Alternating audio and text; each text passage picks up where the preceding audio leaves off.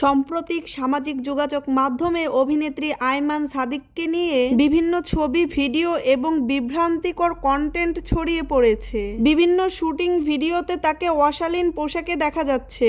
এ সকল ছবি, video post নিয়ে দর্শকদের মধ্যে নানা ধরনের আলোচনার সৃষ্টি হয়। কিছু লিটিজেনরা অভিনেত্রীর পক্ষ নিয়ে কথা বলছেন, আবার কেউ বিপক্ষে।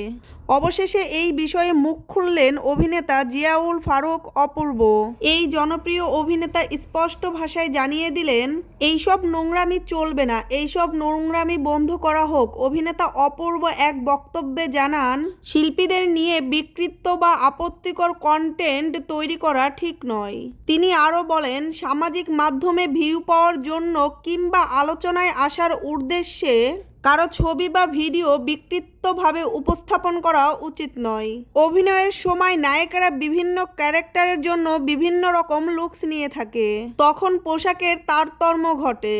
আর সেগুলোকেই বাজেভাবে উপস্থাপন করে বিভ্রান্তিকর কন্টেন্ট শুধু একটা শিল্পীর নয়, যে কারোরই ব্যক্তিগত সম্মান ও মানসিক স্বাস্থ্যের উপর নেতিবাচক প্রভাব ফেলতে পারে। এই জনপ্রিয় অভিনেতা অপূর্ব আরও বলেন, একটু ভিউ আর নিজেদের উপস্থাপন করার জন্য আপনারা নায়িকাদের অসম্মান করা থেকে বিরত থাকেন। কমেন্ট করে জানান। ভিডিওটা ভালো লাগলে একটা লাইক করেন। আর আমার এই চ্যানেলটা খুবই নতুন, তাই একটা সাবস্ক্রাইব করে আমার চ্যানেলের সাথে থাকুন। তো ভিউয়ার্স, এই বিষয়ে আপনার কি মতামত? অপূর্বের বক্তব্যকে আপনি কিভাবে দেখছেন?